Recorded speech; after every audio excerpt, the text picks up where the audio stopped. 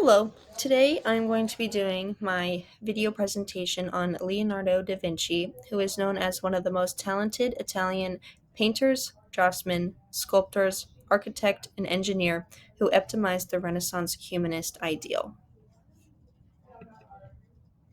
We're going to start with his early life. When Leonardo was born on April 15th, 1452.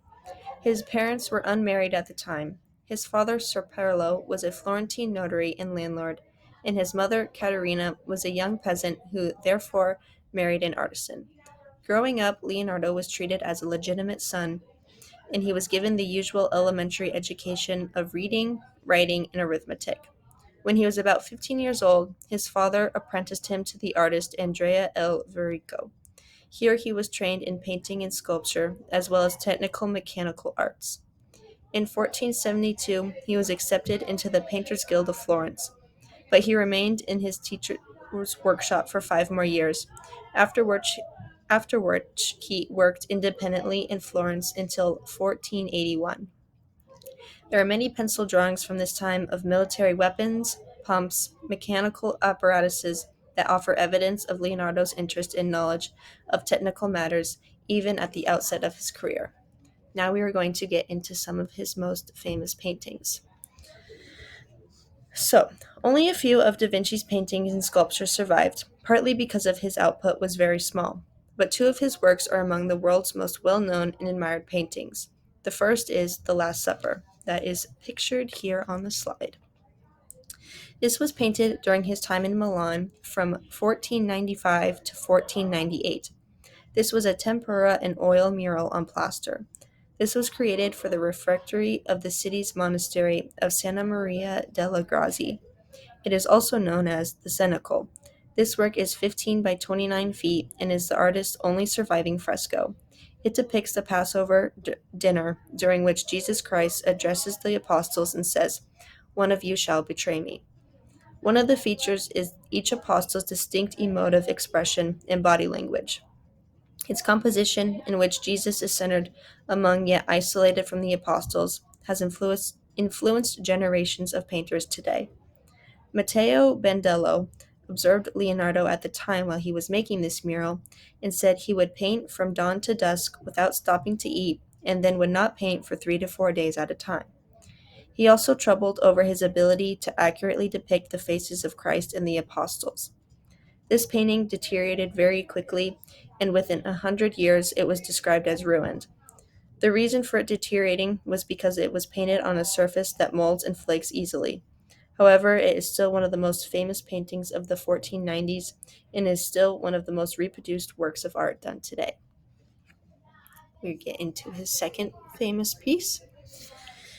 In 1499, when Milan was invaded by the French, the Sozza family fled, and Da Vinci escaped as well, possibly first to Venice and then to Florence. While in Florence, he painted a series of portraits that included La Gioconda, a 21 by 31-inch work that is best known as Mona Lisa today. This was painted between 1503 and 1506. The woman in the picture has been a subject of speculation for centuries. In the past, she was often thought to be Mona Lisa Gerhardini, a courtesan, but people today believe this was Lisa del Giocondo, the wife of a Florentine merchant. This is the only portrait of Da Vinci's that still survives today. It is also arguably one of the most famous paintings in the world because of her mysterious smile on her face, as well as the shadowed corners of her mouth and eyes that the nature of her smile cannot be determined. This shadowy quality came to be known as sfumato, or Leonardo's smoke. Her eyes and hands have no details if you were to look closely at the picture, and the dramatic landscape of the background seems to be in a state of flux. In 1506, Da Vinci returned to Milan with a group of students and disciples who would be his closest companions until his death. While he was there, he was commissioned to sculpt Gian Giacomo Travolsky's Grand Escurial statue tomb, although it was never finished. I've also been very lucky enough to see the Mona Lisa in the Louvre in Paris, and I have to agree that it is One of the most amazing things I've ever seen, considering how long ago it was done and it is still surviving today. Now we are going to talk about his other interests. So, Da Vinci's interest ranged far beyond art. He studied nature, mechanics, anatomy, physics, architecture, weaponry, and more, often creating accurate, workable designs for machines like the bicycle, helicopter, submarine, and military tank that would not come to work for centuries later. In the 1490s, he studied mathematics under Luca Pacioli and prepared a series of drawings of regular solids for Pacioli's book Divina Porcino that was published in 1509.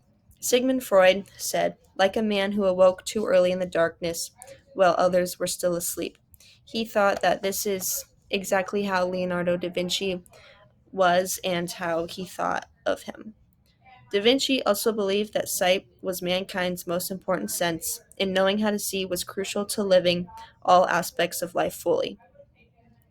He saw science and art as complementary rather than distinct disciplines and thought the ideas formulated in one realm could and should inform the other. His interests in nature, testing scientific laws, dissecting bodies, and writing about his observations led him to failing to complete a significant number of paintings and projects. As said prior, Leonardo described and sketched ideas for many inventions hundreds of years of their times, but very few were made and tested during his lifetime. He wrote the first systematic explanations of how machines work and how the elements of machines can be combined. His talents of being an amazing illustrator allowed him to draw mechanical ideas with exceptional clarity. Centuries have passed before other inventors came up with similar ideas and brought them to practical use. He was also very interested in science, specifically anatomy, zoology, botany, and geology. When Leonardo started his study in anatomy of the human body under the leadership of Verrico, he learned to develop a deep knowledge of the subject. He quickly became a master at the topographic anatomy, drawing many muscles, tendons, and other visible anatomical features. Because he was such a successful artist, he was given permission to dissect human corpses in the hospitals in Florence and then later in Milan and Rome. He made over 240 detailed drawings and wrote 13,000 words towards a treatise on anatomy. He observed nature and simple scientific questions like how birds could fly. He would then sketch his solutions. He always used the scientific inquiry of close observation, repeated testing, illustration of the subject, and the results were notes of a variety of topics from the nature of the sun, moon, and stars to the formation of fossils and mysteries of flight. He also studied human emotion on the psychology, particular on the effect of rage. He drew many figures who had significant facial deformities or signs of illnesses. One of his most iconic drawings, coming from all of his studies of the human body, is the Vitruvian Man, which was created in 1487. The proportional relationship of the parts reflect the universal design of sharing equally God's creation of the human body and the human being's own production of a good building. And here in this picture, you can see the picture of the Vitruvian Man and how there is a circle and a square and how both of the bodies fit into both and proportionally are equal. Okay, next is his later life. Leonardo died at the Clos Lux on May 2nd, 1519, possibly of a stroke. Vasari, who was a close friend, described him as lamenting on his deathbed, full of repentance. Vasari also stated that in his last days, Leonardo sent for a priest to make his confession and to receive the Holy Sacrament. The king held Leonardo's head in his arms as he died. 20 years after his death, Francis, who was a close friend, said, there had never been another man born in the world who knew as much as Leonardo, not so much about painting, sculpture, and architecture as that he was a great philosopher. End quote. Although he had no formal academic training, many people called Leonardo an example of a universal genius. He is considered one of the most diversely talented individuals to ever live. The depth of his interests were without precedent in history.